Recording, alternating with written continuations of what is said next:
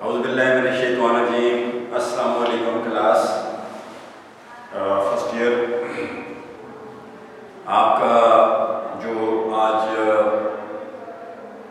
میں نے آپ کو پڑھانا ہے سبق وہ ہے آنگن، اور آنگن خدیجہ مستور کا لکھا ہوا ناول ہے جو اس نے پاکستان کی تقسیم پر لکھا۔ تو آج ہم پڑھیں گے خدیجہ مستور کے آلات زندگی۔ تو کلاس خدیجہ کا مطلب ہوتا ہے وقت سے پہلے پیدا ہونے والی بچی، وقت سے پہلے پیدا ہونے والی بچی، اور مستور کا مطلب ہوتا ہے پوشیدہ، مخفی، چھپا ہوا۔ پیدائش اس کی 1927 12 دسمبر ہے، یہی مہینہ آپ کا، اور وفات ہے 1982۔ خدیجہ مستور بریلی کے ایک پٹھان گھرانے سے تعلق رکھتی تھی۔ بریلی ہندوستان کا ایک شہر، اور دیوبند بھی ہندوستان کا ایک شہر۔ 1868 میں یہ جو دونوں شہر ہیں یہ ہیں یو پی میں، بھارت کے صوبہ اتر پردیش کے میں یہ واقع ہیں دونوں۔ اور جب انگریزوں نے یہاں پر قبضہ کر لیا مکمل طور پر، اور ہندوستان کے اندر سکولوں میں ہندی اور انگریزی زبان رائج ہو گئی، تو خطرہ یہ پیدا ہو گیا کہ مسلمان کہیں اپنے دین سے نہ پھر جائیں۔ چنانچہ 1868 میں دیوبند کے مقام پر ایک مدرسہ کھولا مولانا قاسم نانوتوی اور مولانا رشید احمد گنگوئی نے۔ جو لوگ اس مدرسے سے پڑھے وہ اپنے نام کے ساتھ دیوبندی لکھتے ہیں، دیوبندی، دیوبندی۔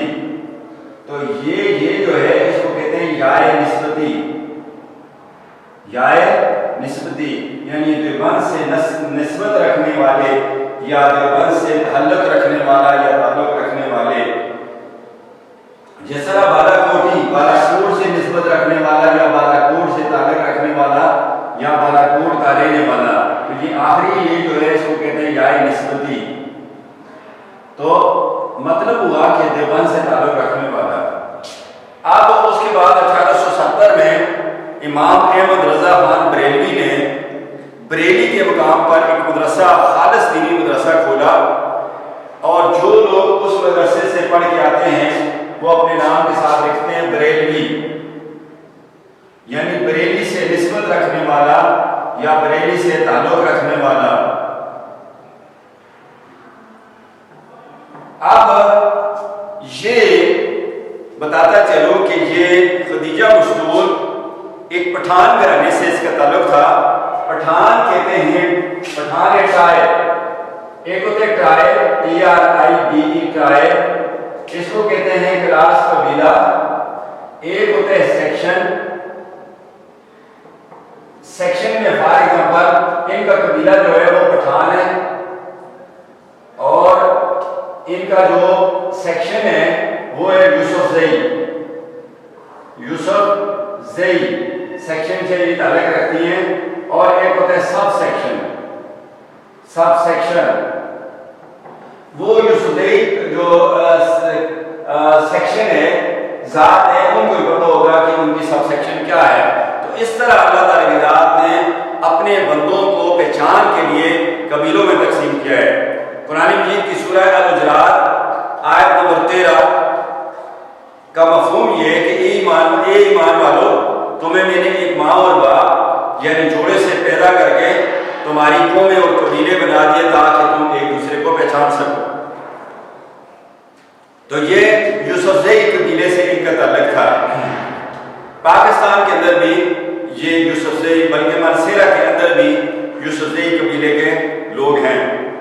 گاؤں کا اس کا نام تھا بلیسا یا بلسا، بلسا بھی لکھتے ہیں اور بریسا بھی، 9 سال کی تھی کہ والدہ کا، والد صاحب کا انتقال ہو گیا۔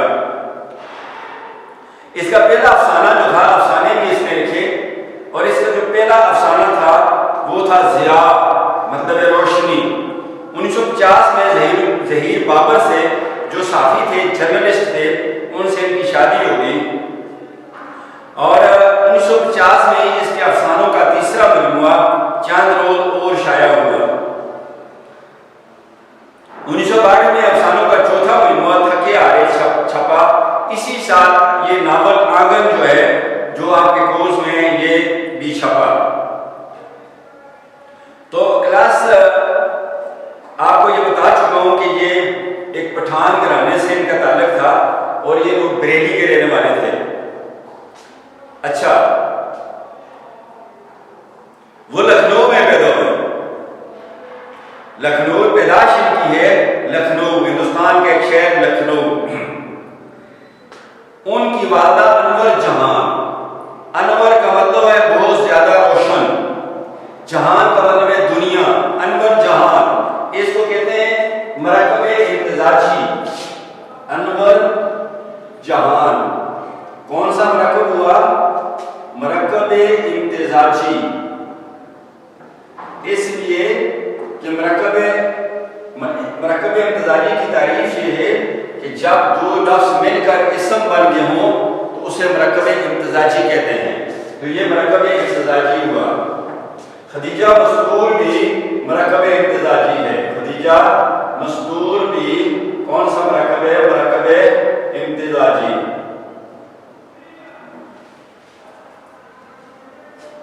ان کی والدہ انور جہان خود ایک اچھی شاعرہ اور مضمون نویس تھی۔ نویس کا مطلب ہے لکھنے والا، تحریر کرنے والا، یعنی بہت اچھی شاعرہ، اور ساتھ مضمون لکھنے والی بھی تھی، مضمون نگار بھی تھی، یعنی مضمون بھی لکھتی تھی اور شاعری بھی کرتی تھی۔ اس طرح دونوں بہنوں خدیجہ مستور اور حاجرہ مسرور کو علمی اور ادبی ماحول ملا۔ اس کی دوسری بہن بھی ادیبہ ہیں اور افسانہ نگار کی حیثیت سے مشہور ہیں۔ ان کا ایک افسانہ ٹیسٹ کے کورس میں شامل کلاس کی کہانی بڑی پرانی۔ یہ دونوں بہنیں ہیں، وہ چھوٹی ہیں، حاجرہ مسرور اور خدیجہ مستور بڑی ہیں۔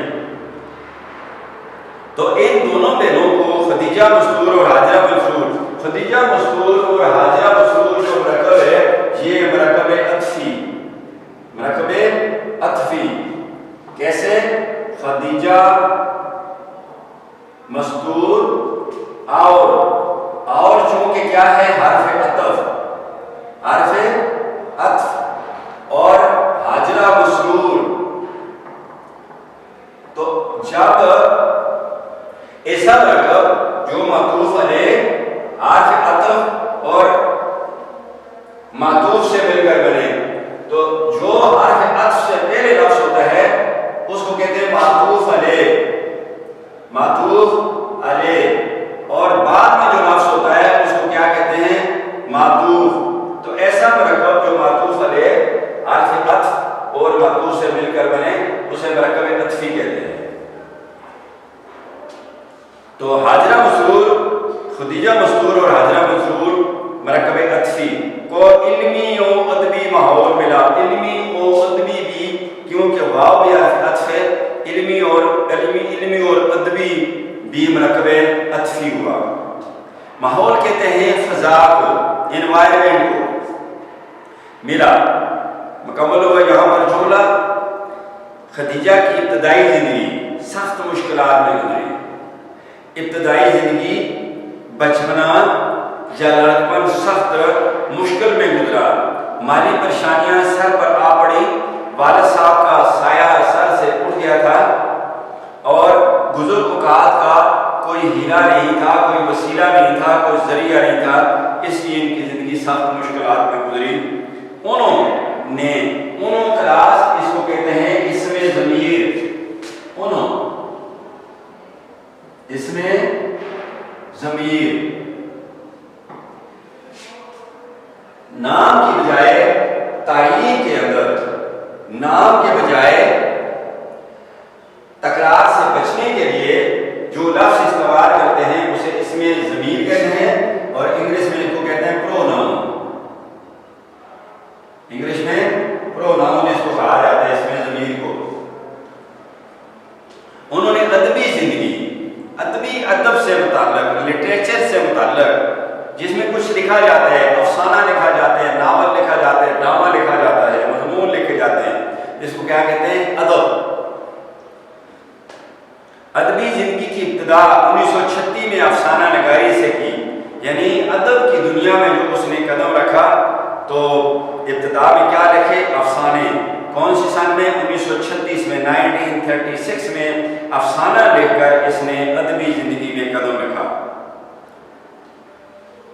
لیکن اس کی اصل شہرت آدم جی انعام یافتہ ناول آنگن کی وجہ سے ہے. چونکہ آغاز اس نے اپنی ادبی زندگی کا آغاز کس سے کیا؟ افسانے سے کیا 1936 میں. لیکن اس کی شہرت کی وجہ، اس کی مقبولیت کی وجہ کیا بنا؟ آدم جی انعام یافتہ ناول. اس نے جب ناول لکھا آنگن، جو پاکستان کی تقسیم پر لکھا گیا جو ناول آنگن کا مطلب ہے سینٹ، تو اس پر اس کو انعام ملا. آدم جی ادبی ایوارڈ، ایک تنظیم جس کا نام پاکستان رائٹر گلڈ تھا، ایک تنظیم جس کا نام پاکستان رائٹر گلڈ تھا، یہ آدم جی ادبی ایوارڈ اس تنظیم نے متعارف کروایا. اور 1959 میں محمد صلاح الدین جو تھے اس کے چیئرمین بنے، اور آج تک محمد صلاح الدین جو ہے اس کے چیئرمین ہی ہیں، اس کے آدم جی ادبی ایوارڈ کے.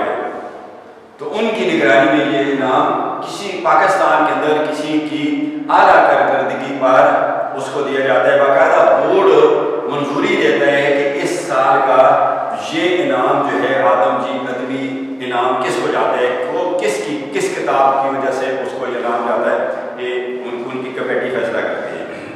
ادب کی تاریخ کلاس آپ کو بتاتا چلوں کہ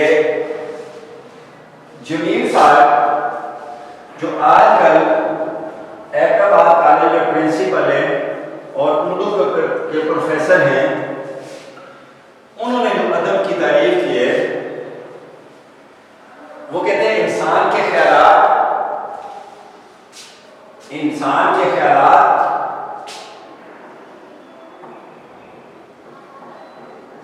جذبات، احساسات اور تصورات کو منفرد اور انوکھے انداز میں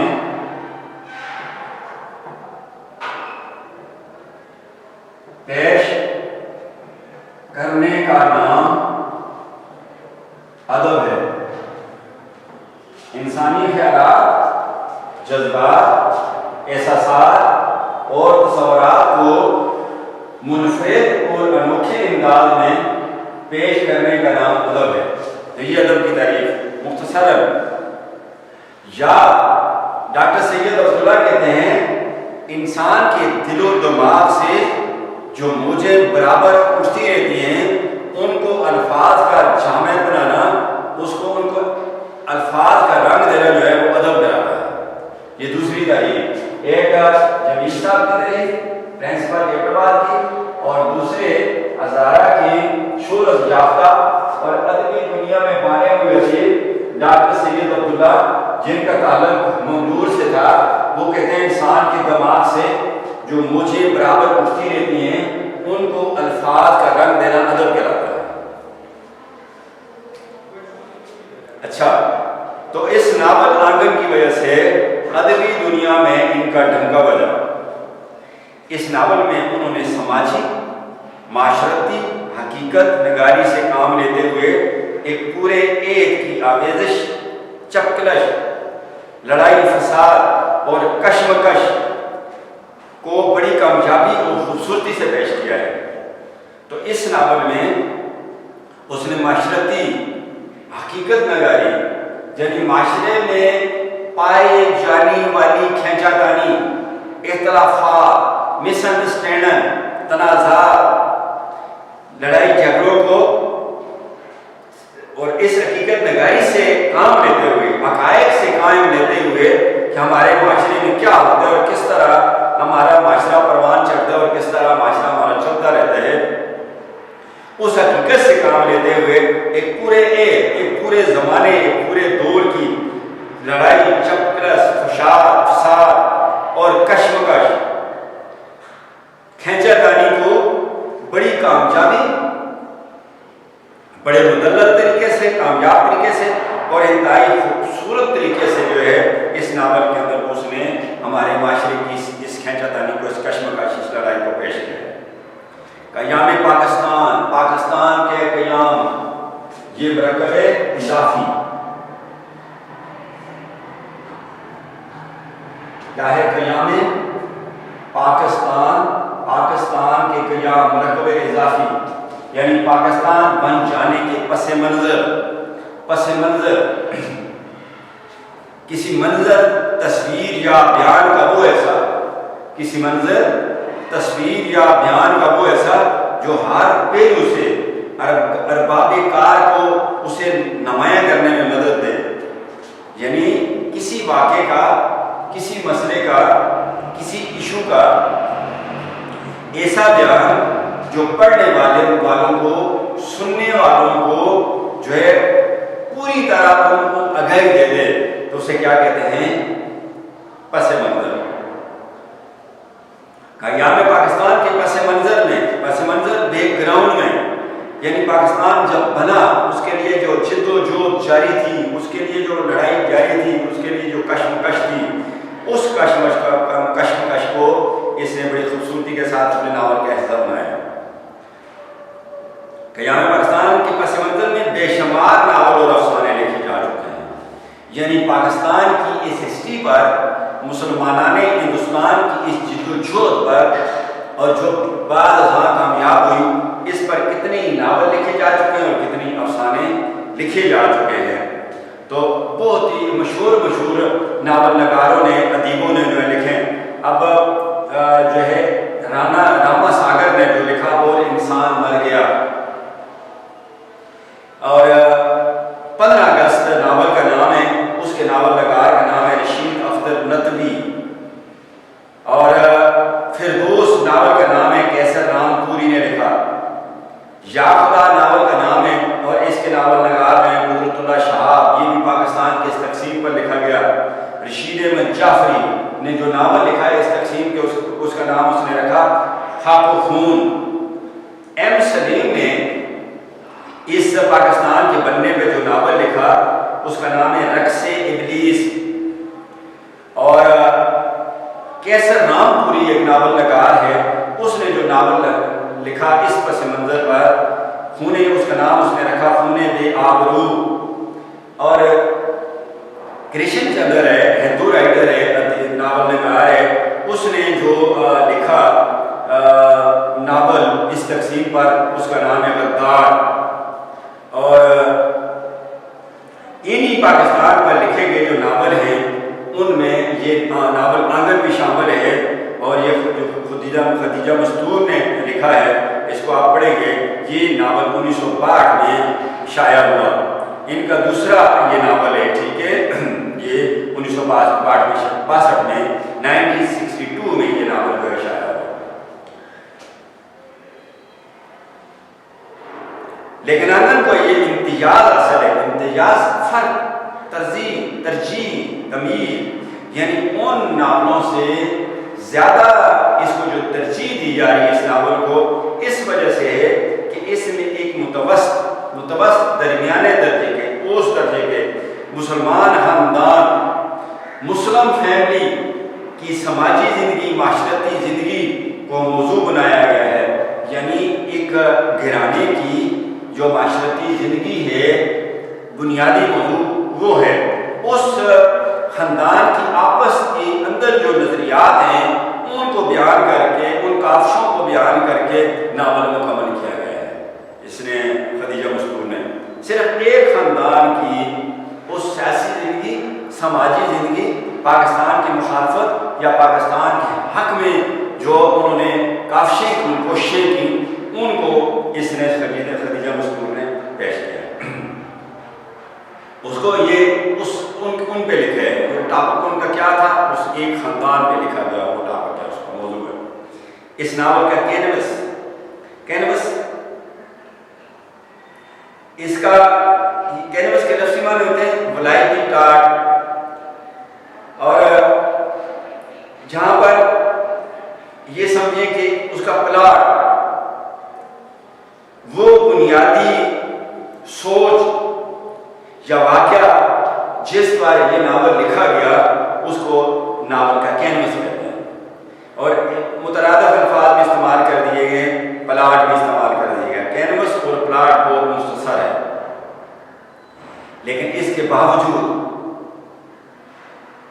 یہ ناول اس عید کی، اس زمانے کی سماجی، معاشرتی اور معاشی نامواری ابتری بدحالی کی ایک مکمل اور سچی تصویر پیش کرتے ہیں۔ اگرچہ اس کا پلاٹ وہ بنیادی موضوع جس پر کوئی کہانی یا داستان یا کوئی واقعہ تعریف کیا جاتا ہے اس کا پلاٹ کراتا ہے، اگرچہ چھوٹا سا ہے، مختصر سا ہے، لیکن اس کے باوجود بھی یہ ناول کیا، اس ناول کے اندر کمال یہ ہے کہ اس زمانے کی معاشرتی اور معاشی نامواریاں، اس زمانے کی سماجی زندگی اور معاشی ابتری، گیمی، لڑائی جھگڑا، کھینچا تانی، کوشش، کانگریس کی کوشش کہ پاکستان نہ بنے اور مسلم لیگ کی کوشش کہ پاکستان بنے، اس کی ایک مکمل اور سچی تصویر پیش کرتا ہے۔ پوری اور حقیقت میں مبنی تصویر جو ہے اس پورے دور کی، ان کافشوں کی اس ناول کے اندر موجود ہے۔ یہ ایک عام گھرانے کی کہانی ہے، یہ ایک عام سا درمیانے درجے کا جو گھرانہ ہے، گھر ہے، اس کی کہانی ہے جو سادہ، سمپل اور عام ہے، عام زبان میں جو ہر کسی کی سمجھ میں آ سکے انداز میں بیان کی گئی ہے، سمپل ہے، اور اس کے علاوہ اس کو ہر کوئی پڑھ سکتے ہیں، خواص بھی پڑھ سکتے ہیں اور عوام بھی پڑھ سکتی ہے۔ ایک عام آدمی، عام کی جمع ہوتی ہے عوام اور خاص کی جمع ہوتی ہے خواص، تو اس کو دونوں طرح کے، ہر طرح کا قاری جو ہے اس سے فیض پا سکتا ہے، فائدہ لے سکتا ہے۔ خدیجہ نے اپنی کہانیوں میں زیادہ تر عورتوں کے مسائل کو پیش کیا۔ خدیجہ مستور نے اپنے افسانوں یا ناولوں میں زیادہ تر کس کو پیش کیا ہے؟ عورتوں کے مسائل پر اس کے افسانے اور ناول لکھے گئے ہیں۔ انہوں نے اس نظام کے خلاف آواز اٹھائی ہے، انہوں نے وہ سسٹم، ہندوستان کا وہ سسٹم، خصوصاً اور عموماً معاشرے کا وہ نظام جس میں عورتوں کو طرح طرح کے مسائل پیش ہوتے ہیں، اس کو اپنی کہانیوں اور اپنے افسانوں کے اندر خدیجہ مستور نے پیش کیا ہے۔ انہوں نے اس میں ضمیر نام، اصل نام کو بار بار دہرانے اور تکرار سے بچنے کے لیے اس میں ضمیر کا استعمال کیا جاتا ہے، کیونکہ جب تکرار آتا ہے تو تحریر کی خامی تصور کی جاتی ہے، لہذا اس میں ضمیر کا استعمال ہوتا ہے جس کو انگلش میں پروناؤن کہتے ہیں۔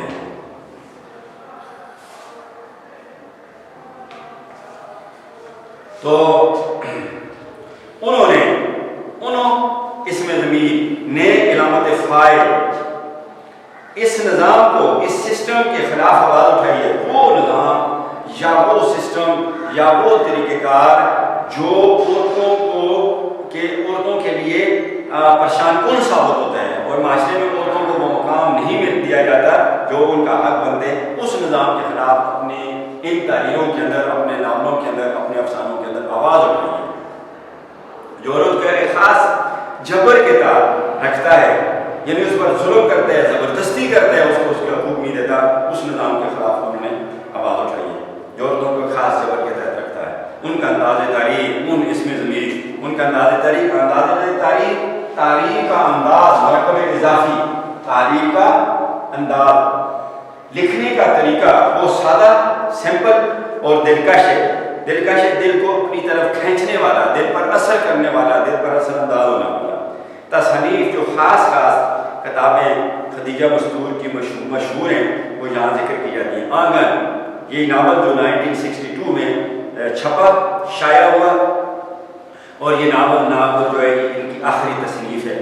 اس کے بعد زمین، اس کے بعد اگلی جو ان کی کتاب ہے اس کا نام ہے بوچھاڑ، اور اس کے بعد اگلی کتاب جو ہے ان کی اس کا نام ہے چاند روت، اور اس کے علاوہ اب اگلا جو ان کے افسانوں کا مجموعہ ہے تھکے ہارے، اور اگلا جو ہے اس کے اندر مختلف افسانے ہیں، ان کا نام ہے ٹھنڈا میٹھا پانی۔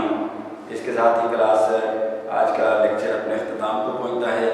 خدیجہ مستور کے حالات زندگی پر مبنی یہ لیکچر، اور خدا حافظ۔ اللہ تعالیٰ آپ کو اپنی صلاحیتوں سے فائدہ اٹھانے کی